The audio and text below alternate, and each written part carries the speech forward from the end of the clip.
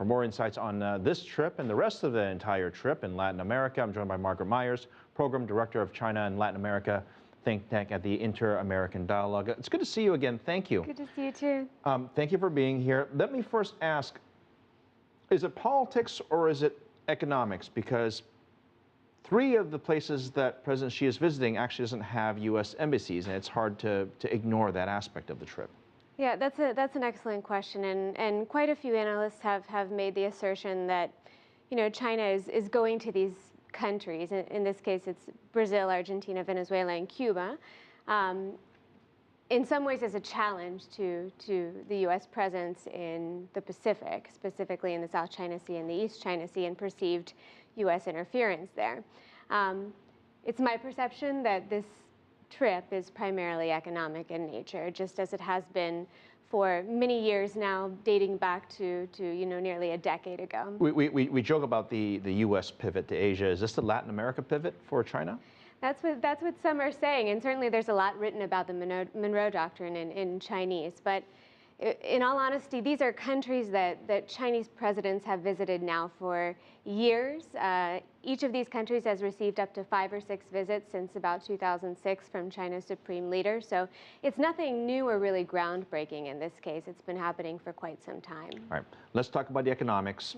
China, traditionally, it's always been about buying things. In other words, China needs commodities or resources from Latin America, and that was a simple idea, and in turn Latin America would buy finished goods from China. Right. How has that relationship changed, and perhaps how might that shift the conversation that they're having right now?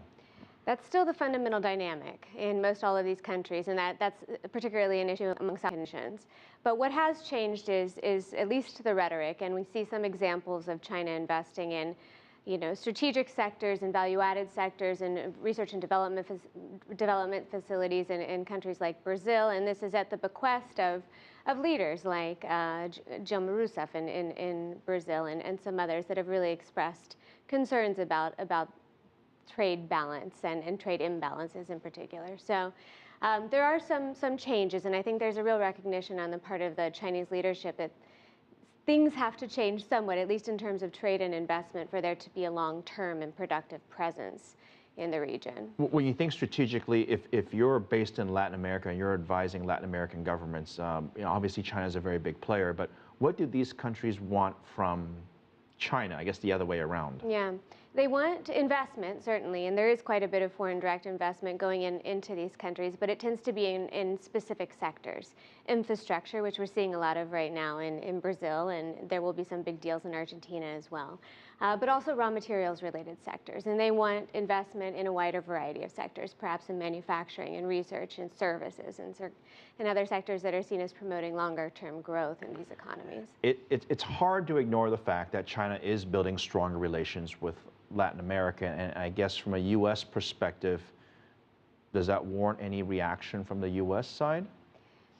It's interesting because, it all depends on who you're talking about in the U.S. government. Certainly, the Ministry of Foreign Affairs has very little concern about this. They say what's good for Latin America, and China is good for Latin America in economic terms, generally speaking, is also good for the U.S. It builds a very strong Western Hemisphere and a very strong region. But China's deals are massive and impressive, and that really presents a challenge to the U.S. in terms of public perception at the very least. Well, they are big deals. Let me just focus on one more country here, Cuba, because we've had such an awkward relationship with Cuba and the United States. Some would argue there really isn't a relationship, but there really is one. There's been a lot of talk about that loosening up, that becoming a bit more formal, and that relationship perhaps becoming more fruitful.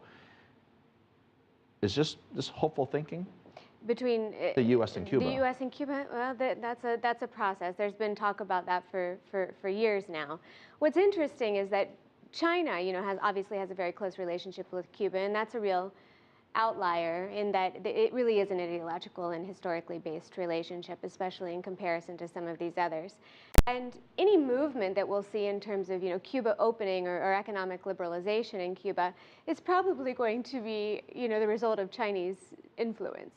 China for years now has been pushing Cuba to liberalize its economy, to do the sorts of economic reforms that China implemented in the reform and opening up period. So it's quite interesting that might be what changes Cuba's outlook more than anything else. basically, whatever China is doing, economically, politically, it's working. It's working for them, right? There are certainly challenges. There are certainly challenges, but China is a growing presence in the region and an important one by all accounts. All right. Margaret Myers, thank you very much. Have a great weekend. Thank you for your analysis.